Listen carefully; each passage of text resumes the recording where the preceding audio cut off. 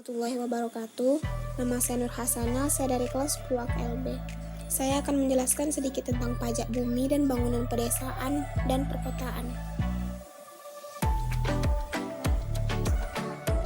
Pajak bumi, bangunan pedesaan, dan perkotaan adalah pajak atas bumi atau bangunan yang dimiliki, dikuasai, dan dimanfaatkan oleh orang pribadi atau badan untuk sektor pedesaan dan perkotaan kecuali kawasan yang digunakan untuk kegiatan usaha perkebunan, perhutanan, dan pertambangan.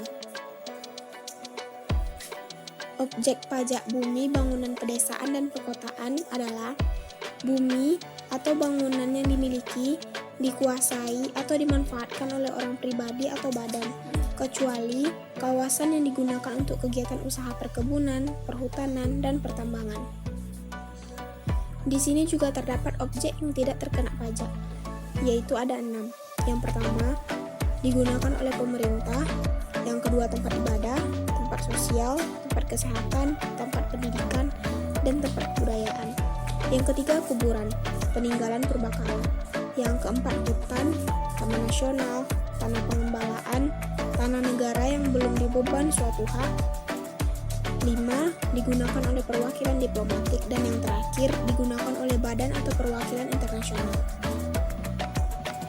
Subjek dari pajak bumi, bangunan pedesaan, dan perkotaan adalah orang atau badan yang secara nyata mempunyai suatu hak atas bumi atau memperoleh manfaat atas bumi dan memiliki, menguasai, atau memperoleh manfaat atas bangunan. Yang wajib terkena pajak adalah orang atau badan yang secara nyata mempunyai suatu hak atas bumi atau memperoleh manfaat atas bumi atau menguasai, memiliki, dan memperoleh manfaat atas bumi, sama halnya seperti subjek pajak. Dasar pengenaan pajak bumi, bangunan pedesaan, dan perkotaan. Nilai jual objek pajak atau yang disingkat dengan NJOP untuk perhitungan pajak terhutang adalah NJOP setelah dikurangi NJOP tidak terkena pajak.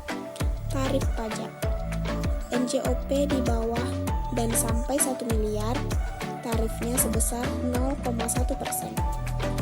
Untuk nilai jual objek pajak NJOP di atas 1 miliar sampai 2 miliar, tarifnya sebesar 0,2%. Dan nilai jual objek pajak NJOP di atas 2 miliar, tarifnya itu sebesar 0,3%. Cara perhitungan. Di sini terdapat cara perhitungannya. Sebagai contoh, rumah dan apartemen terkait pajak pedesaan dan perkotaan. Dilihat dari nilai NJOP-nya, jika NJOP-nya lebih besar dari 1 miliar rupiah, presentasinya NJKP-nya 40%. Jika NJOP-nya di bawah 1 miliar rupiah, persentase NJKP-nya 20%. Begini rumus perhitungan pajak bumi dan bangunan.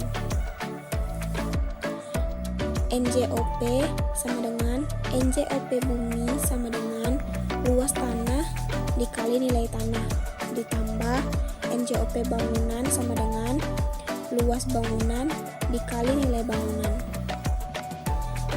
Dapat dilihat seperti contoh di bawah ini. Lanjut, contoh soal beserta penyelesaiannya. Contoh soal di sini, Pak Amin memiliki rumah seluas 50 meter persegi yang berdiri di atas sebidang tanah seluas 100 meter persegi. Diketahui harga bangunan tersebut adalah 500.000, sedangkan harga tanah tersebut adalah 1 juta. Jadi berapa PBB atau pajak bangunan yang harus dibayar oleh Pak Amin? Dan tahapannya, yang pertama, hitung terlebih dahulu nilai bangunan dan tahapannya. Bangunan yang dimaksud nilai bangunan beserta nilai tanahnya. Dan kemudian hitung NJOP-nya dengan menjumlahkan nilai bangunan dan tanah. Dan yang ketiga, setelah diketahui NJOP-nya, kita bisa langsung menghitung PBB-nya. Cukup sekian dari saya. Apabila ada kesalahan mohon dimaafkan. Assalamualaikum. Wassalamualaikum warahmatullahi wabarakatuh.